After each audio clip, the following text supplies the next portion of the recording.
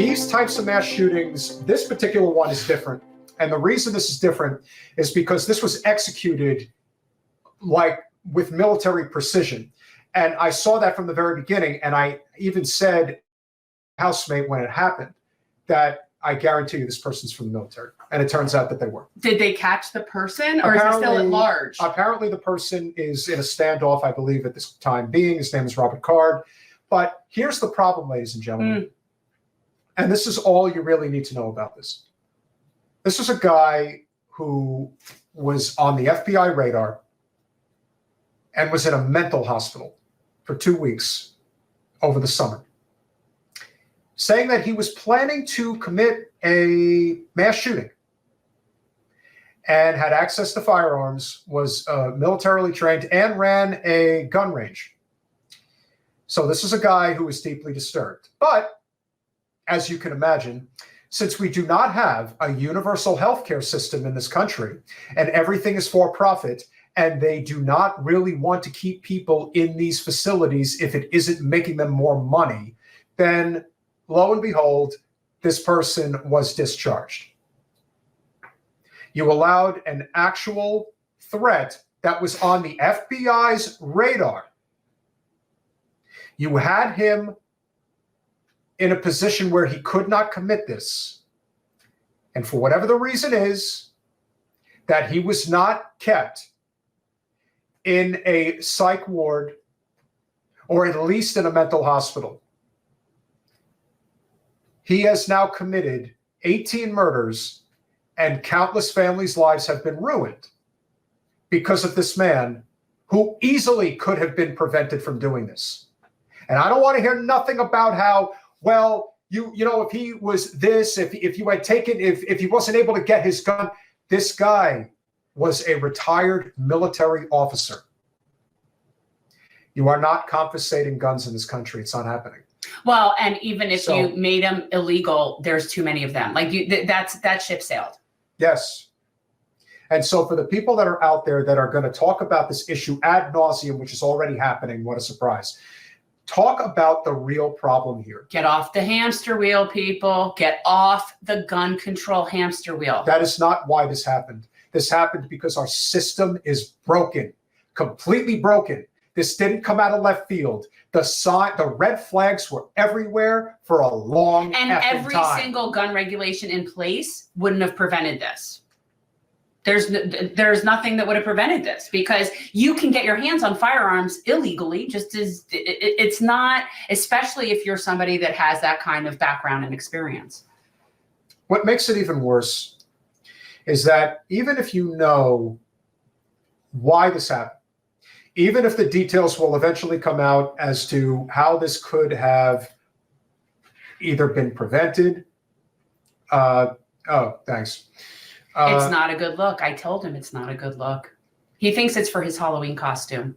Do you hear this? I don't know where he's going with that. It doesn't matter. Nobody will understand this Halloween costume. Guys, I am trying to channel Mr. Pink from Reservoir Dogs. That's what I'm doing. But where are you going in that outfit? I don't know. Can I attempt to have any type of a social life? No. You are not no, you can absolutely. So I'm asking you, where are you going in that costume? I don't know. So then I'm not the one keeping you from your social life. I'm just curious. I just don't think it's appropriate to a family trunk or treat event, in a sense that nobody will know what it is. And I don't think that Reservoir Dogs is necessarily what we should be channeling at a family event. Josh, I honestly cannot say I'm surprised that somebody like Sean Hannity, and especially somebody like Newt Gingrich, would say something like that, because everything is about political opportunism with people like that. And the same is true with people on the left who immediately scream, take the guns away from the top of their lungs. That is not what would have prevented this. There was a way to prevent this, but we all know what that would have entailed, what it would have entailed, which is if we had a universal healthcare system, you would then, by extension, have mental health facilities readily available for people to either check themselves in or have them there, because that's where they need to be. There's a lot of variables. I mean, we've talked about, I generally don't like to cover the mass shootings. I kind of feel like, and it's not because they don't bother me. They bother me immensely. It's just that after Sandy Hook, and I've told the story numerous times, Once I saw that, once I went up, I went to DC, I marched, the whole thing after Sandy Hook. And it was like this big epiphany that we are a country that was okay with the massacre of a class of first graders. And once— Hey, we're okay with a massacre of 3,000 children. Oh, well, yeah, now. Well, that's now. I mean, but at the We've time— taken it up a little. we've kicked it up a notch. So once I realized that we were not going to change anything with the massacre of a class of first graders, I knew that the number, the mass of people, the amount of shootings, the number, the exponential isn't going to change that. That's it. Because honestly, if you don't do anything after that, you're never going to. You're never going to. It's not going to be one more classroom will make the difference, one more gay nightclub, one more. None of that is going to matter. You don't change things for a class of children. You never will. And that's what to me, that was my big epiphany. And I just think that, and it's unfortunate, but that's the case. So like, this is just, and I've said before, it's going to just keep happening more and more. And it's just going to keep on happening. It is called the implosion of civilization. That's what's happening here, guys. Yeah. This is capitalism imploding on itself. And it's a very slow and painful death. It's affecting us, obviously, domestically. It's affecting us internationally. But yes, what we're watching is the implosion of capital. We spend more money killing other people than taking care of our own people. We like that a civilization like that is not successful. That's a failure. You know, it was brought up not too long ago, and I'm trying to remember exactly where met. There was a video. There was a very good video on YouTube. I can't remember what the channel was, but they basically broke down why is it that significantly more billionaires support the Democratic Party than the Republican Party. And the reason was pretty simple. They said that the reason the billionaires more to a stronger degree support the Democratic Party is because the Democratic Party protects the capitalist system better than the Republican Party does. And you know what? I agree with that 100%. Because the Republican Party, unfortunately, is to